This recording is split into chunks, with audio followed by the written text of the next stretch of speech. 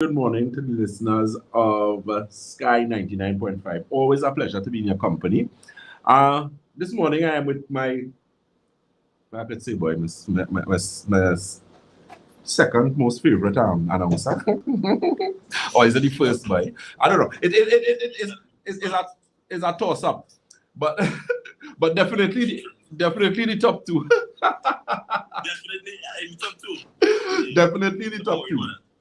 So this morning, yeah. So this morning, I know a lot of y'all. I hope y'all came out of your bed to go to church. Well, those of you who may be a little, younger, might want to take a chance to fall. So you decide you went to worship at home. Nothing wrong with that.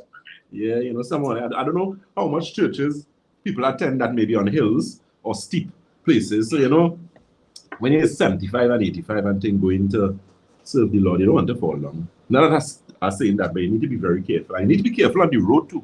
For some reason, I feel this must be the only country in the world that all that water is gathered on the highway.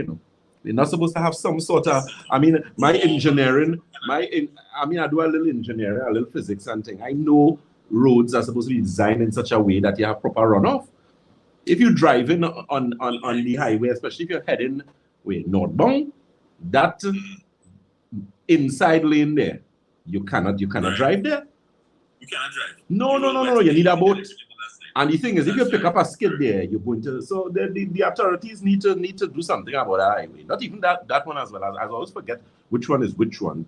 But the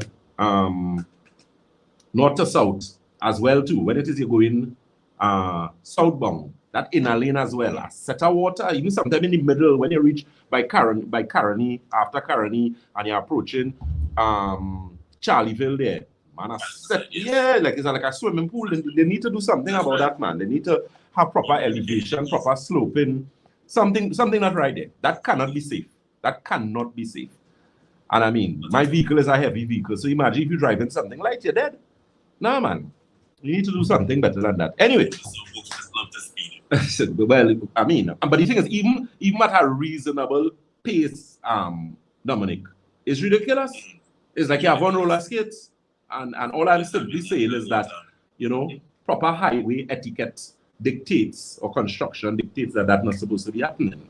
But, this is Trinidad, but better could be done. Anyway, so we're talking about health this morning. I touched on memory earlier in the week, and I found I got a very good response. So I'm going to speak a bit on memory today, because I think a lot of individuals, especially as you start to get younger, you find your short-term memory begins to give you some challenges.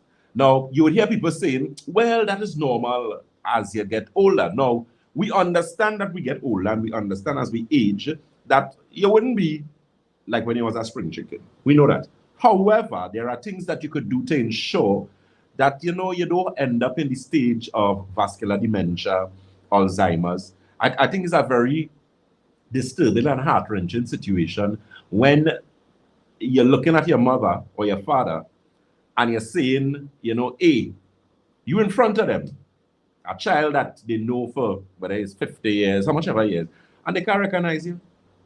Or they're talking about persons who have been deceased years now, and they call in, a sibling name or a spouse name or something. It's a very disheartening thing. And then sometimes they begin to speak and there is no coherence in what it is they're saying. So, I don't know how many persons ever experienced or have had dealings or had to take care of people who had vascular dementia or Alzheimer's, but it's not a nice thing. It's not a nice thing.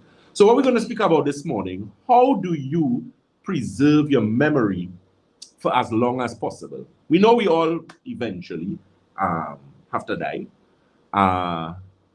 However, is not, is the quality of life that you enjoy in your later years. And I think that's what it's about, because, a lot of us work very hard. And, you're looking forward to retirement. I think a lot of people look forward to retirement. You're looking forward to retirement, Dominic? Look how Dominic do that. Yes, Like Dominic look like he could retire in the morning. Today, you see that one outside? Yeah. So a lot of people look forward to retirement. I think my thing though with retirement, sometimes I think you don't need to completely retire, because I think that is when you die, because you just stop doing things and you need to be active. you know, in terms of movement and your brain and that kind of thing. But in any case, you understand the point. So you don't want to work hard, and then when you want to go on a little cruise or travel, you can't walk in a wheelchair, that carry on a walker, you can't go and enjoy a little beach. No. That's wrong, man. That's real wrong. So that's what we're going to discuss this morning. Of course, we're going to open the telephone lines. We're going to take your calls. We also have some announcement as regards to the winners of our last promotion for Father's June. So there are some gentlemen who have won some prizes for being very diligent in posting and following and doing the necessary in order to have won those prizes. So we'll give you names in a little bit. So when we're speaking about memory, what we're speaking about? We're speaking about, well, you primarily have two types of memory, right? You have short-term memory, long-term memory. There are some other aspects there, but I would, just for the amount of time and details, I wouldn't go in. So that's fundamentally what it is. So short-term memory is what memory?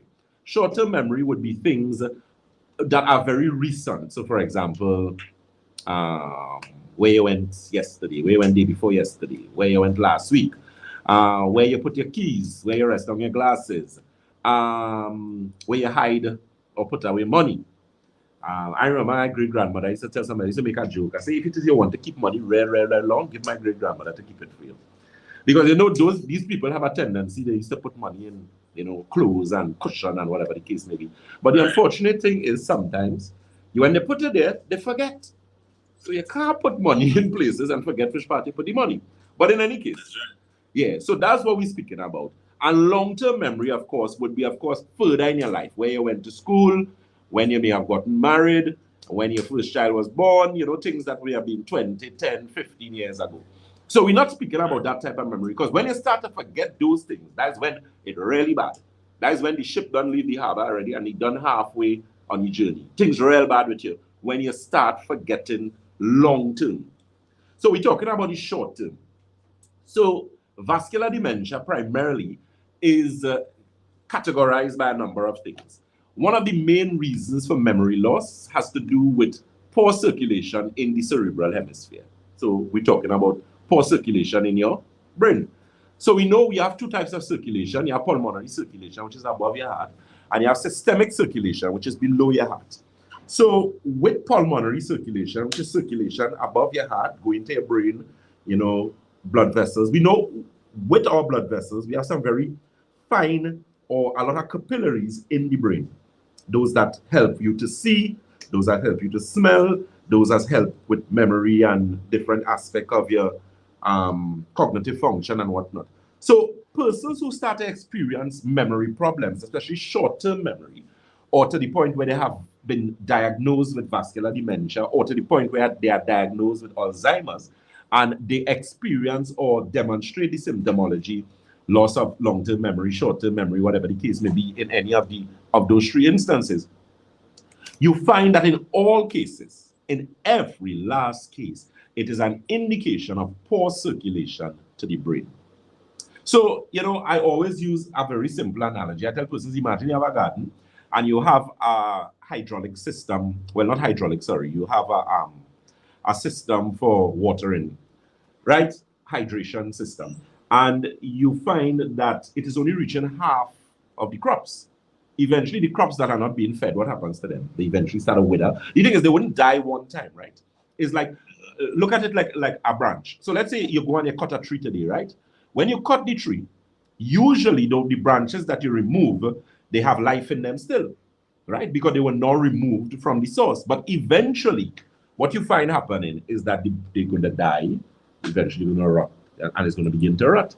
So the point I'm making is that the brain cells in your body, depending on the location of the brain, where the poor circulation is present, that is where the cell death begins. And that's where you start to experience these different types of issues. And the thing is, interestingly, this even applies to Parkinson as well.